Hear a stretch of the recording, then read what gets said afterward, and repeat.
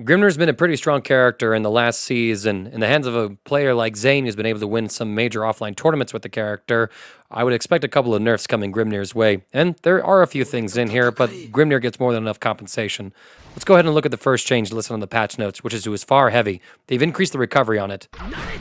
Previously, this was a pretty fast move that was negative, I believe, 9 on block, and as you can see here, negative 47 on whiff. They increased the recovery by 5 frames. So now on whiff, Grimnir is negative 52, and on block, he's negative 14. It's probably a pretty harmless nerf overall. It just means that if you misspace this normal, Grimnir is more likely to eat a punish or let the opponent close the gap on him. Since you're probably going to be using this at close enough ranges where you're not going to miss this kind of nerfs like bad Grimnir players more than good Grimnir players, I would say. Though this change does mean that if you're able to see the first hit of 5H come out and then try to evade the second hit, you can be in a much better spot than you were before. For example, you're plus 15 here, whereas you'd be plus 10, so you can get better punishes. This is going to be a little out of order compared to the patch notes, but since they're deeply related, I might as well cover them together. The heavy version of Wind of Temptation, as well as the heavy version of Void Light Erasure, had the same adjustment to them.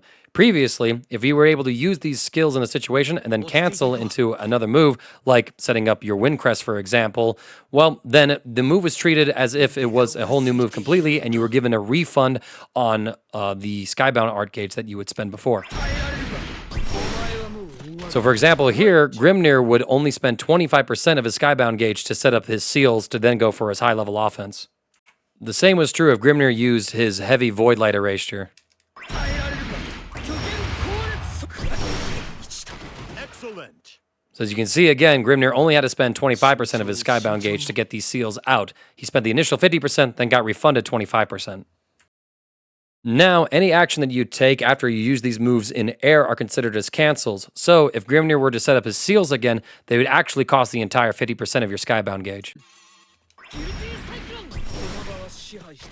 As you can see here, that costs 50% of the Skybound gauge.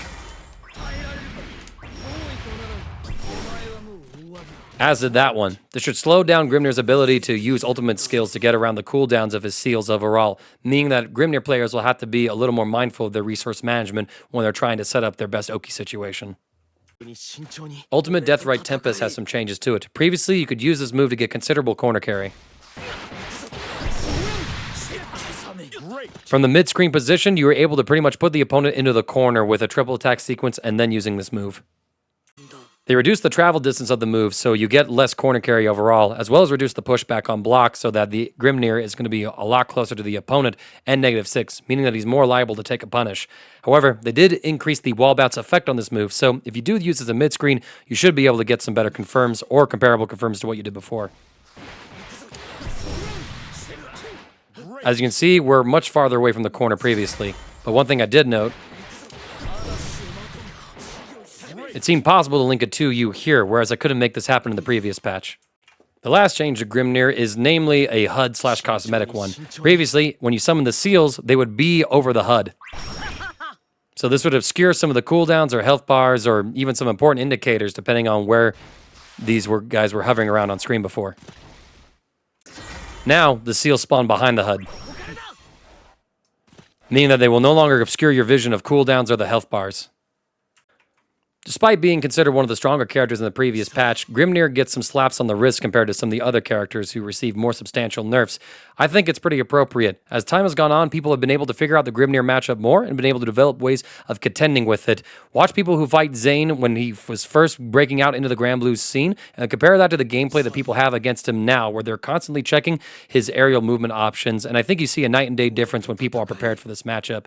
Still, it's good to see a few Grimnir nerfs here just to slow down his overall momentum, but it's also nice to see him still be in a pretty strong place where a lot of his core fundamental ideals with what he wants to do very much intact.